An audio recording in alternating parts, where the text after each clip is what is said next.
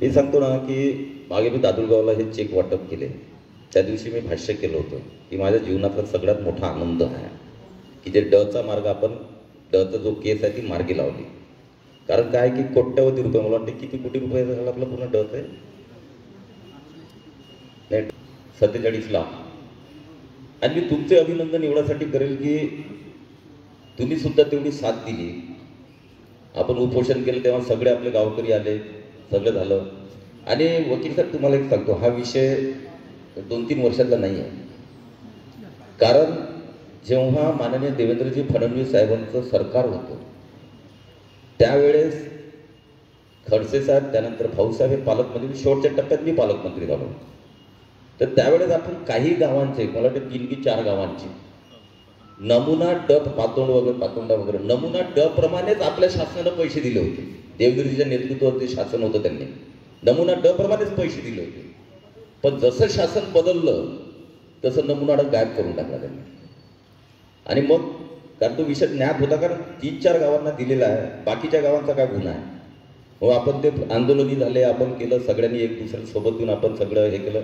आणि विशेष कौतुक मी येतं करेल की जलसंपदा विभाग अतिशय पॉझिटिव्ह होता आणि त्याचा रिमार्क होता की हे पैसे देणे आवश्यक आहे आणि देणे करबाबत आहे कायद्यानुसार. पण महसूल विभाग ऐकायला तयार नव्हता.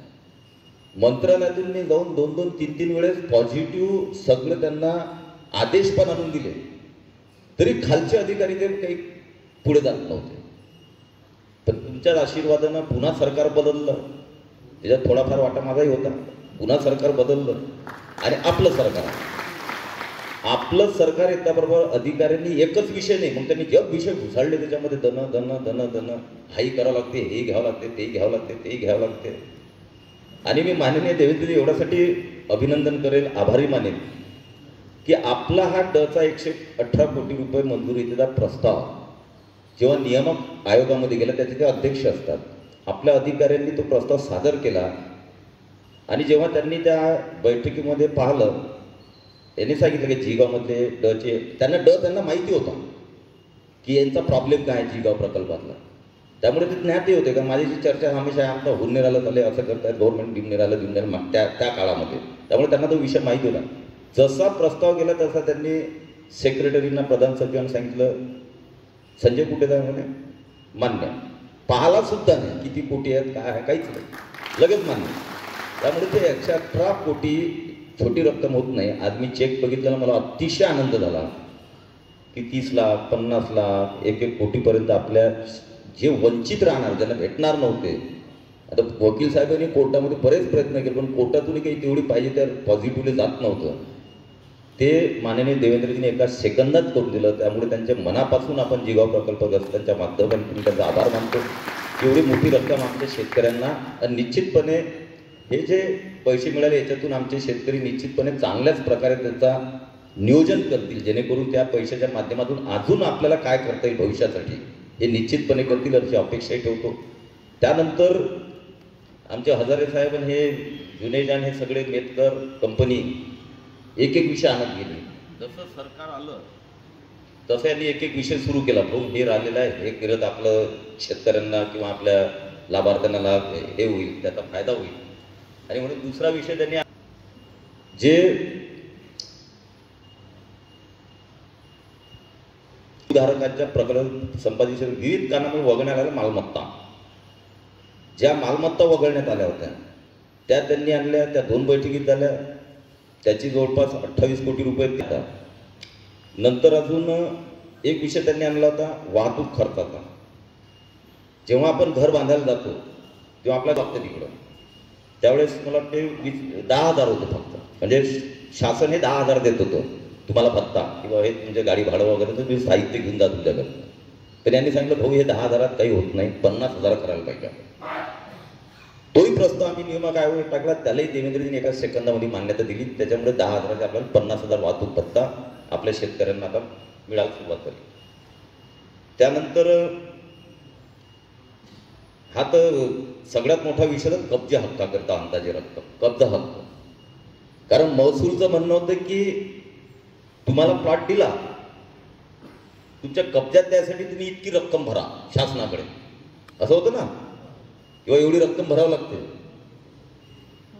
आता ज्या लोकांचं सगळंच गेलं त्याच्याकडून 1 रुपया कसा शासन घेऊ शकते. आणि म्हणून आम्ही तो विषय लावून धरला आणि त्यालाही त्यांनी मान्यता दिली देवेंद्रजींनी. ते 195 कोटी रुपये वाचले शेतकऱ्यांनी. किती आपल्या भूगर्भामध्ये 195 कोटी जिगाव प्रकल्पाचे. म्हणजे जे आपल्या खिशातून 195 कोटी शासनाकडे जाणार होते ते एका सेकंदामध्ये 195 कोटी रुपये आपल्याला माफ करण्यात आले. त्यामुळे आता म्हणतात ना हे माफी ते माफी, 195 कोटी फक्त आपल्या या गावाची चालली. त्यानंतर एक विषय होता, यांनी लक्षात आणून दिला की आपल्याकडे काडीची जमीन जास्त आहे आणि मग ते पाया आपण जेव्हा खोदतो तेव्हा ते 3, 4, 5 फूट 6 फूटपर्यंत आपल्याला त्याचं फाउंडेशन तयार करावं लागतं. त्यामुळे घर बांधायला जे प्लिंथ आपण तयार करतो त्याला खर्च जास्त लागतो. तर याचा आधार घेऊन आम्ही तोही प्रस्ताव टाकला आणि त्यालाही प्रत्येक कुटुंबाला म्हणजे प्रत्येक व्यक्तीला 1 लाख रुपये शासनाने मंजूर केले. हा महाराष्ट्रातला पहिला आहे. म्हणजे महाराष्ट्रात आतापर्यंत असं कधीच झालं नाही. फक्त जिगाव प्रकल्पातच झालं की ते 1 लाख रुपये जे आज धनादेश आपण दिले. पण तू एक सांगतो की ते धनादेश त्यांनाच भेटतील जे घरं बांधायला सुरुवात करतील. काऊन सुन्न झाले सगळेजण. रिकन्सिडर नाही. कारण काय आहे, रिकन्सिडर एवढ्यासाठी होऊ शकत नाही. मी खूप स्पष्ट बोलणारा माणूस आहे, सगळ्याला माहिती आहे. आत काही ओठावर काही माझा संबंध येत नाही. जे आहे ते स्पष्ट बोलायचं, कोणाला आवडेल कोणाला आवडत नाही.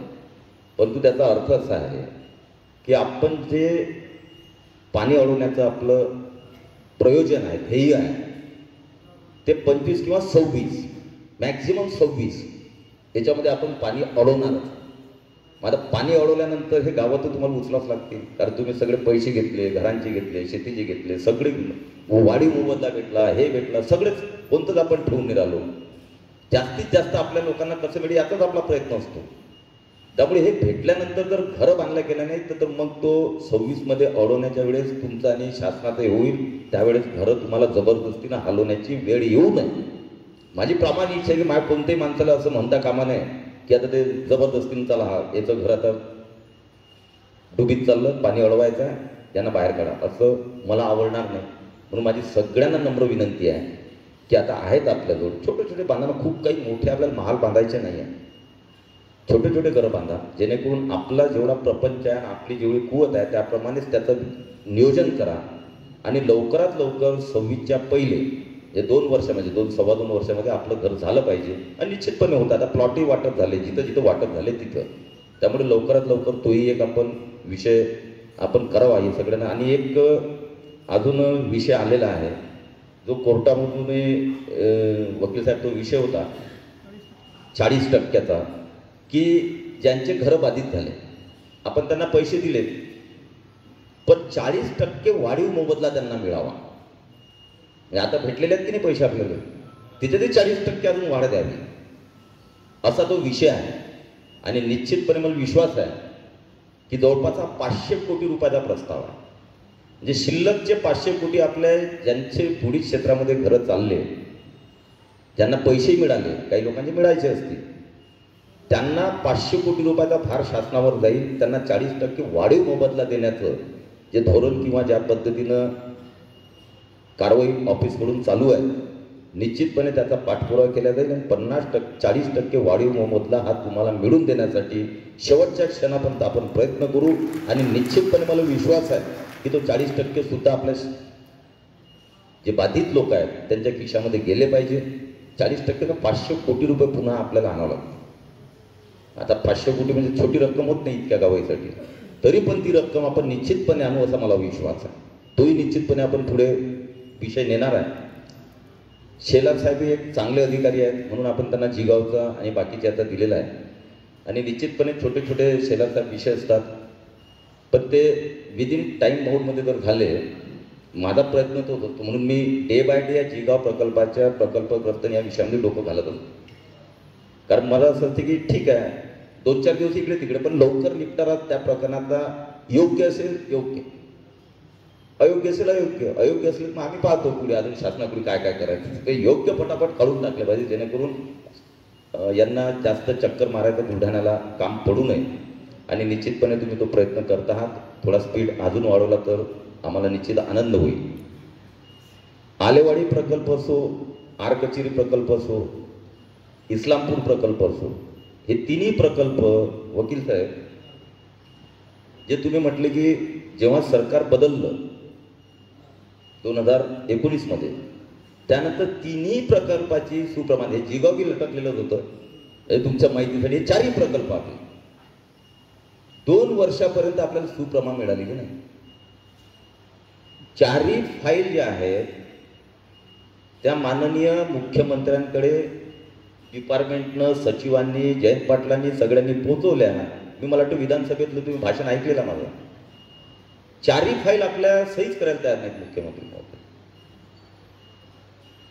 जर शासन बदललं नसतं ते पूर्ण 5 वर्ष ते फाईल त्या 6व्या मजल्यावरच पडलेली असते आतापर्यंत. आणि म्हणून मी तुम्ही एवढ्यासाठी सांगतो की शासन बदलल्यामुळे फाईली आपल्या पटापट क्लिअर झाल्या आणि हे दिवस आपल्या समोर आले. 2 वर्ष मी त्यांना विधानसभेत हे करायचं, जयंत पाटलांकडे जायचं, मुख्यमंत्र्यांकडे जायचं, एकाचीही सुप्रमाण मिळाली नाही. त्यामुळे आपल्याला प्रकल्पाचे लोकांना पैसे देता येत नव्हते. म्हणून जिगाव प्रकल्पाचे पैसे थंड बस्त्यात गेले, सगळ्याच प्रकल्पाचे. त्यामुळे ते 2 वर्ष आपल्यासाठी, 2-2.5 वर्ष आपल्यासाठी वाया गेले. पण त्यानंतर आता आपण स्पीड पकडला आणि हे जेवढं जास्तीत जास्त लवकर आणता येईल तेवढे सगळे विषय आपण सॉल्व्ह करतोय. आलेवाडीचाही विषय आता जो आमच्या आदिवासी बांधवाचा तोही सॉल्व्ह झाला. बाकीचे आलेवाडीचे अजून तुम्हाला उपोषण मी एक सांगतो, जोपर्यंत आमदार कुठे आहे तोपर्यंत शक्यतो तुम्हाला उपोषणाची गरजच नाही. पण आता काही लोकांना असं वाटतं की करून टाकू उपोषण, तो त्यांचा विषय. पण माझा विषय आहे की कोणताही विषय माझ्याकडे आला तर मुळापर्यंत जाऊन तो विषय सॉल्व्ह होतो. तुम्ही स्वस्त बसत नाही. हा ठीक आहे, 15 दिवस 1 महिना इकडे तिकडे होईल, पण तू मग काही लोक देतात हे करून की नाही उपोषण करा, हे करा, ते करा. तर माझी विनंती आहे की तुम्हाला उपोषण, तुमचं लोकप्रतिनिधी तुम्ही निवडून दिलेला आहे, त्याचं कर्तव्यच आहे की तुम्हाला उपोषण करू देऊ नये आणि तुमचे प्रश्न लवकरात लवकर सॉल्व्ह करणं माझं कर्तव्य आहे. त्यामुळे उपोषण शक्यतोवर होणार नाही. कारण मी स्वतः जेव्हा शेवटच्या स्टेजला जातो होत नाही तेव्हा मी स्वतःच उपोषण करतो. कारण तुम्ही निवडूनच तेवढ्यासाठी, तुम्ही कशाला अंगाला झीज लावून घेता? तुमच्या आमदार दिला निवडून, त्यांना करावं ते काय करायचं असेल. तू कर उपोषण म्हणायला पाहिजे तुम्ही, तर तुम्ही जाऊन बसता उपोषण करायला. त्यामुळे आलेवाडीचाही प्रश्न आपण, जे त्यातलेही काही विषय आहेत त्याची अजून सेपरेट आपण बैठक घेणार आलेवाडीची.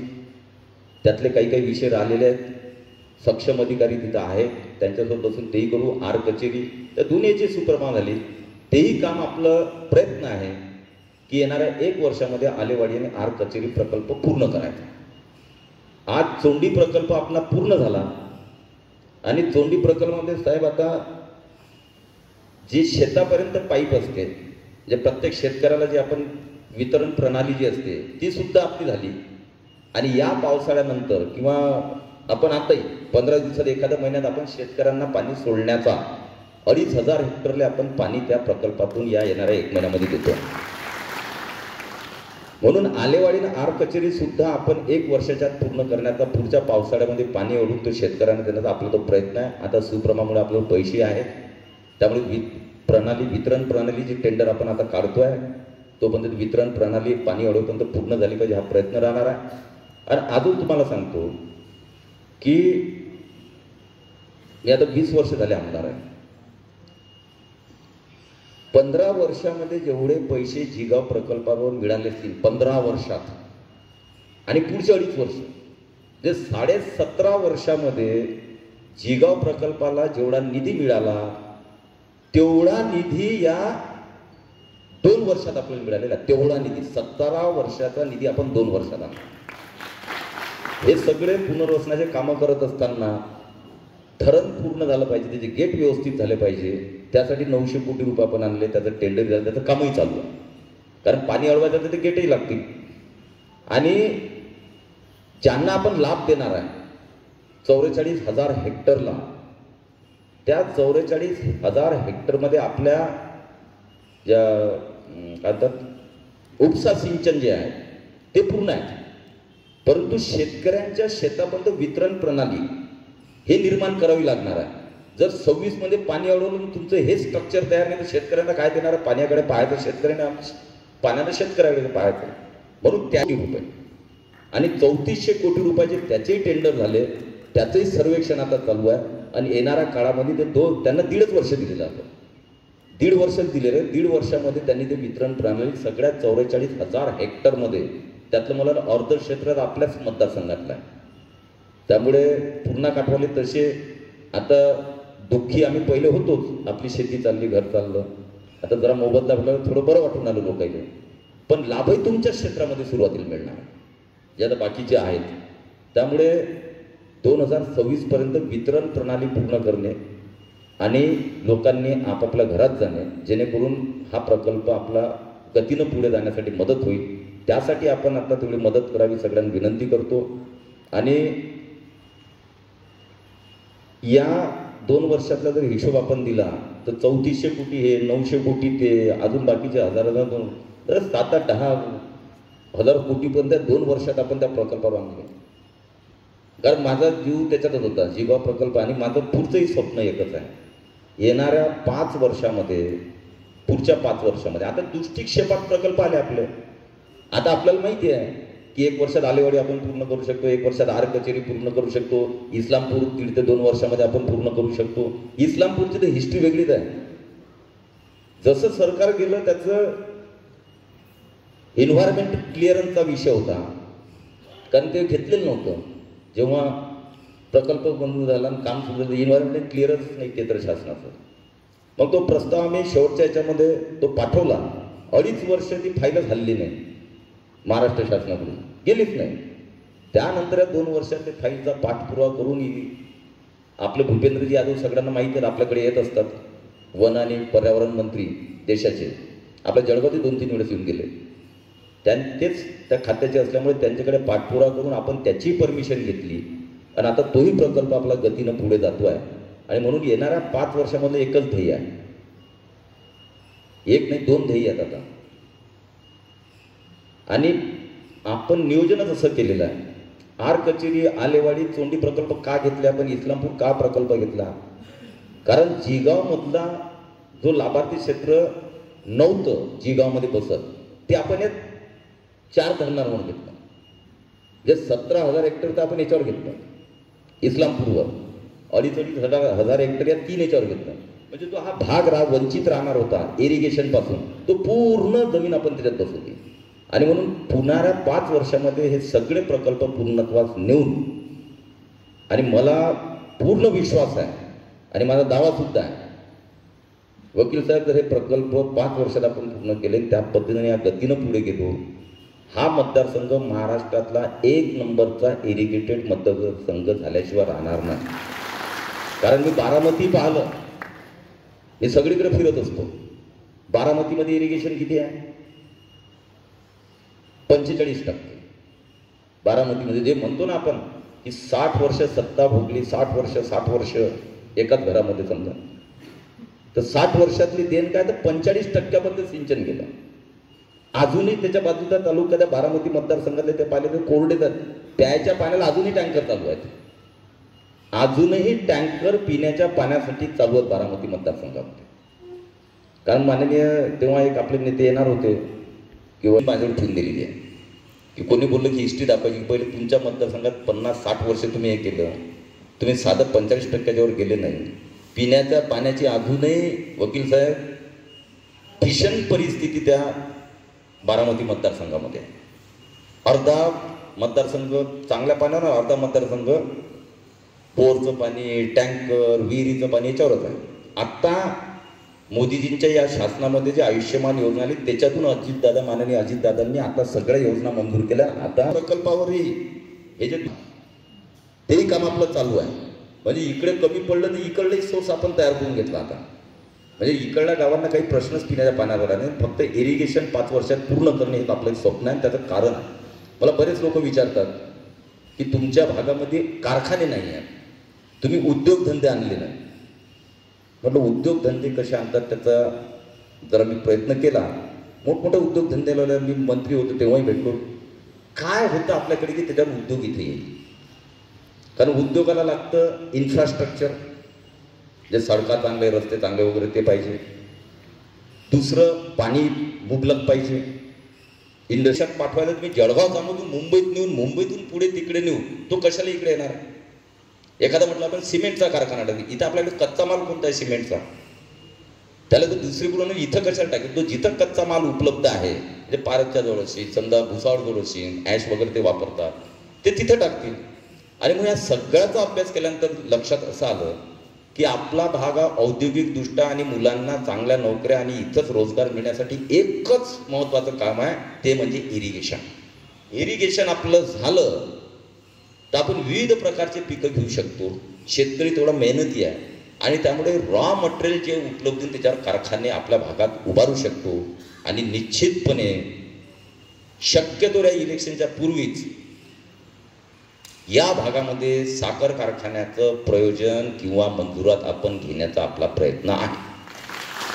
कारण इरिगेशन झाल्यानंतर ऊस जे आहे तो मुबलक मिळणार आहे. कारण कोरडाई म्हणजे कोरडा दुष्काळ आहे, कोरडा मराठवाडा, तरी तिथं साखर कारखाने टाकले. आज ते लोक एवढे पश्चाताप करून राहिले कारण पाणी चाललं जातात जमिनीतलं, जमिनीच्या पाण्यावर ते साखर. पण आपल्याकडे धरणं जसे आपल्या दृष्टिक्षेपात येऊन आले तेव्हा आपण आता साखर कारखान्याचं नियोजन करतोय आणि त्यामध्ये हजारो मुलांना आपल्या नोकरी मिळेल असा आपला प्रयत्न राहील. एक इथेनॉलचा प्रकल्प आपला मंजूर झालेला आहे, त्याच्यासाठी पाणीच लागतं. म्हणून अशा पद्धतीनं आता उद्योग वाढ आणि इरिगेशन हे दोनच मुद्दे आपल्याला कंप्लीट करायचे आणि ते येणाऱ्या 5 वर्षात आपला टार्गेट आहे. आपण तुमच्या चेहऱ्यावरचा हसू आणि आनंद हेच आमच्यासाठी समाधान असतं, दुसरं आम्हाला काही पाहिजे नाही. जिगाव प्रकल्पामध्ये कोणी एकही माणूस असा म्हणू शकत नाही, एक का नाही म्हणा की आमदार कुठे साहेबांना आमच्याकडून 2 रुपये घेतले, एकही की 2 रुपये आमच्या कामासाठी आमदार साहेबांनी जिगाव प्रकल्पातल्या माणसाकडून मागितले, 1 रुपया. कारण शेवटी तो तुमचा हक्क आहे, तो हक्क तुमच्यापर्यंतच पोहोचला पाहिजे. आणि देवाच्या कृपेने आई वडिलांच्या कृपेनं आशीर्वादानं मला काही कमी नाही आहे की तुम्हाला लुटू मी पैसा जमा करून, काही आवश्यकता नाही आहे.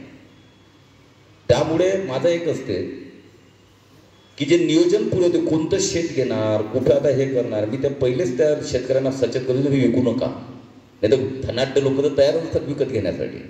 आता आपला रेल्वे प्रकल्प जो आता सोनाळ आणि जामोदला आपलं रेल्वे स्टेशन होते आहे, येणाऱ्या 2-3 महिन्यात त्याचं आता कामही चालू होतं, सगळं झालं आपलं तिथलं. त्याही शेतकरी थोडेसे नाराज आहेत.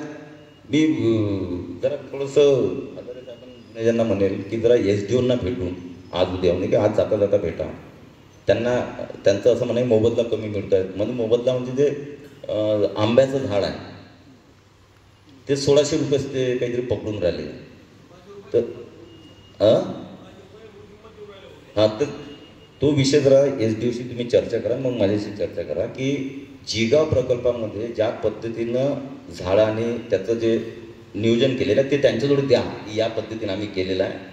म्हणजे मग जेणेकरून त्यांनाही मोबदला सारखाच मिळाला पाहिजे ना, जे बाकीच्या प्रकल्प आहेत त्यांनाही मिळालं पाहिजे.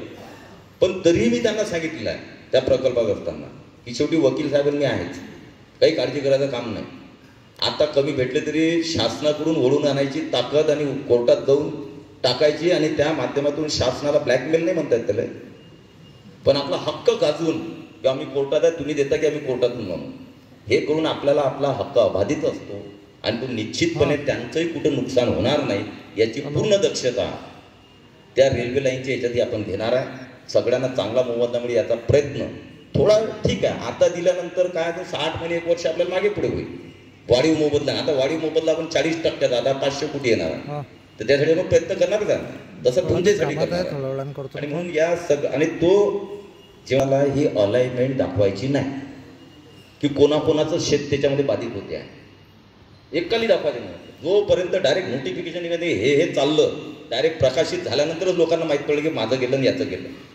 नाही तर काय केलं असतं, बरेचसे आमदार असे असतात की माहीत पडलं का आपले काही धनाढ्य मित्र असतात की नाही, त्याला सांगून देतात अरे हे शेत चाललेलं आहे, घेऊन टाका, अमाप कमाई होती. पण मी शेतकऱ्यांनी एकच सांगितलं कोणी शेत विकायचं नाही त्या एरियामध्ये. आणि म्हटलं तुम्हाला अलाइनमेंट तेव्हाच मी सांगेन की पूर्ण अलाइनमेंट तयार झाल्यानंतर कोणाचा गट नंबर, कोणाची शेती किती चालली ही तुमच्याजवळ प्रकाशित करेल. त्यामुळे विकायचा प्रश्न येत नाही. त्यामुळे कोणाचा हक्क शेतकऱ्यांचा बाधित होईल या प्रकारचं आपण कधीच राजकारण किंवा या पद्धतीचं आपलं लक्षच नसतं. त्याचा हक्क त्याला मिळावा हाच आपला शेवटपर्यंत प्रयत्न आहे. आणि भविष्यातही तोच राहणार आहे. आणि हा जो आता अंशतः बाधितचा विषय आहे, निश्चितपणे अजून 11 गावं त्याच्यात वाढलेले आहेत. त्यामुळे ते 11 गावं हे आपले गावं याचा मॉडर्न टेक्नॉलॉजीनुसार, ड्रोननुसार सगळ्यांचा पुन्हा सर्वे करू आणि त्यामध्ये योग्य जे असेल तो निर्णय निश्चितपणे तुम्हाला मिळेल याची खात्री देतो आणि थांबतो. जय हिंद, जय महाराष्ट्र.